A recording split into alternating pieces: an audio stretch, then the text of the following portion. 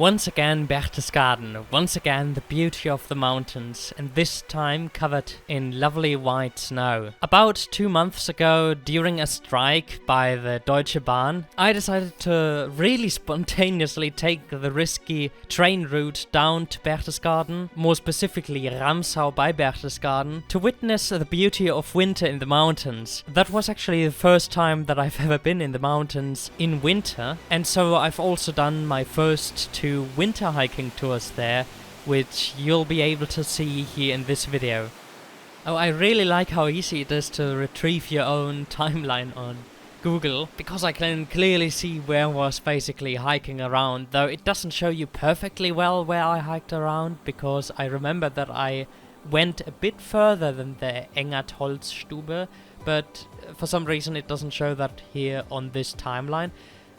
But anyway, so the way that I walked was basically from Ramsau towards the border between Germany and Austria in a really nice little valley with with a really nice forest, and of course at some point also the sunlight coming through, and that was one of the most beautiful moments in that forest when the sun finally came around through the mountains. I think that was probably like 12 p.m. or 1 p.m, something like that, so pretty late, but that's normal in winter in the mountains. And well, I was really lucky with the weather, but that, as I said, it was all really spontaneous, so I was able to look at the weather report and then just decide to go down to Berchtesgaden quickly and just do some hiking there while the trains in the rest of Germany were striking anyways. Yeah, so that's the problem with having to rely on public transport. If they decide to not work, well, then you have got a problem. And at the same time, buying a car would be heavily taxed, while public transport is heavily subsidized. So the government clearly knows where they have to spend my money. And just as a side note, today they are striking again.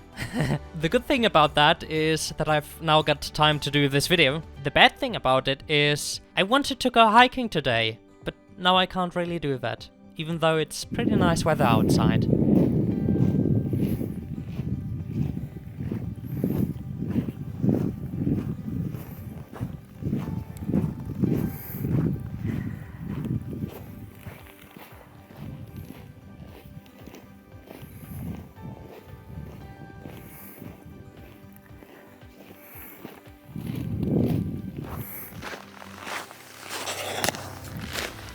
So right now I'm mostly walking easy tours, but if I got time I mean it's also an easy tour, but I may be able to go up, I think it's called Halskopf,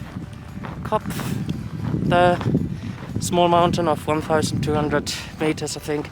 It may actually be this one that you can see there, but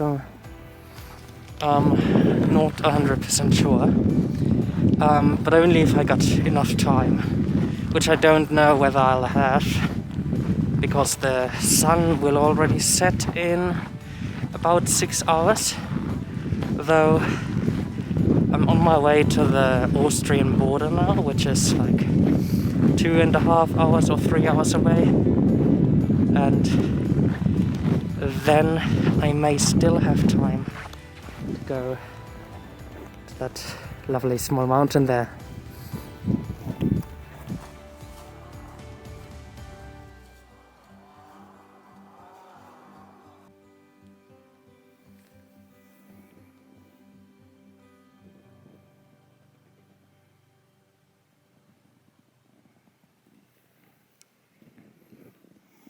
Listen.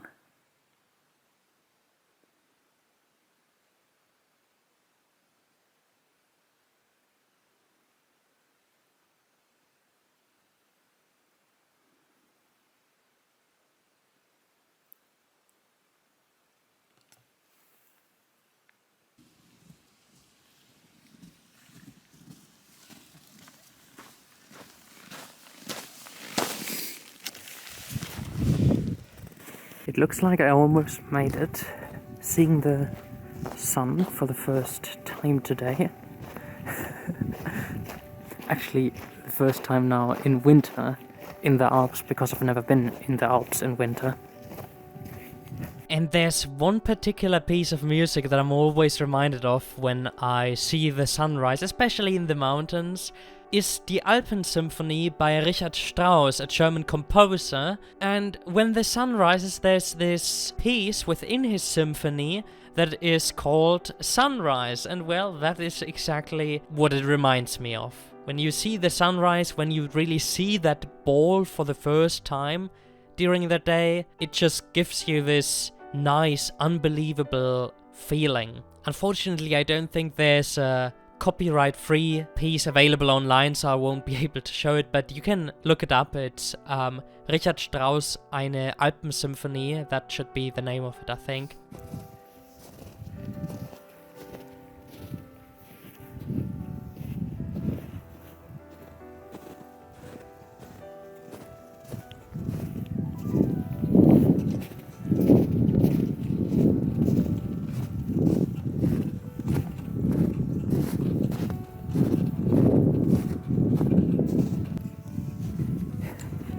Kind of funny walking here, but this snow here, this time it's a bit deeper than it was before,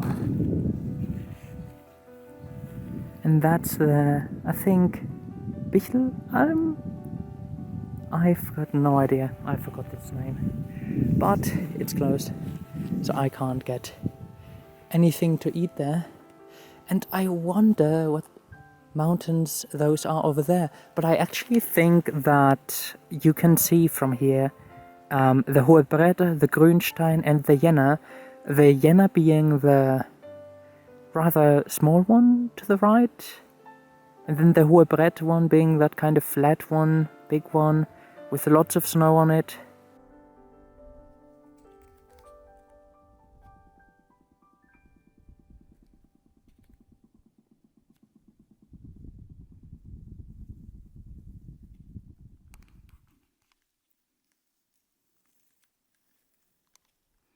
I think we'll see the Hintersee very soon. Or maybe not. Actually, yes, there it is.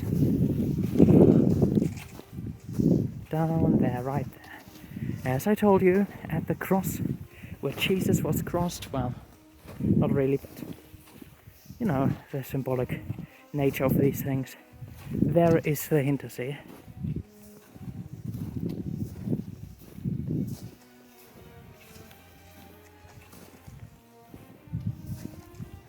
Quite nice, quite nice.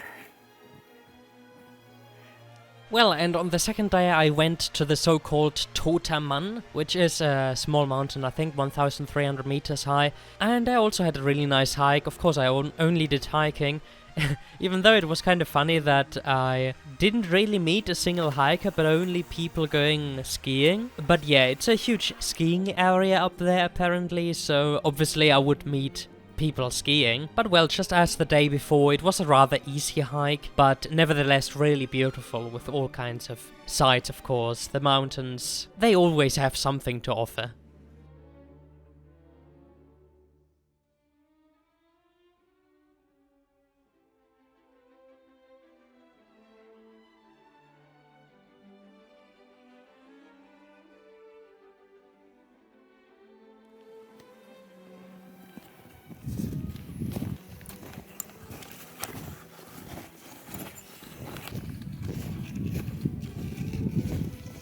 There you can see the beautiful Wimbach trees that I came back on my last cabin hike.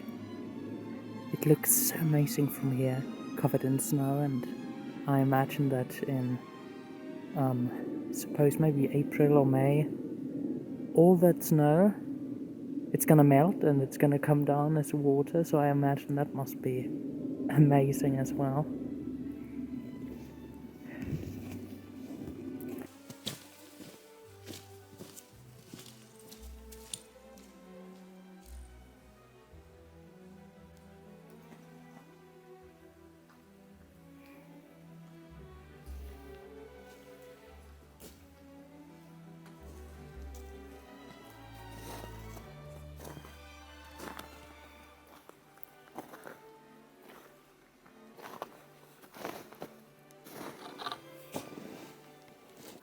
That's not a bad view.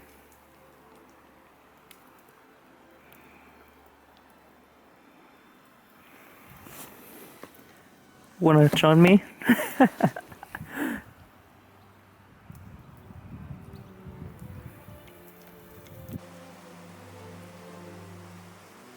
And that's already how this small hiking tour came to an end. And the German trains were running again, were running unpunctual, and I came home with a delay of 2 hours. But the mountains were beautiful, and luckily the beauty of the mountain beats the unreliability of the Deutsche Bahn. Thank you for watching. See you in the next video. Goodbye.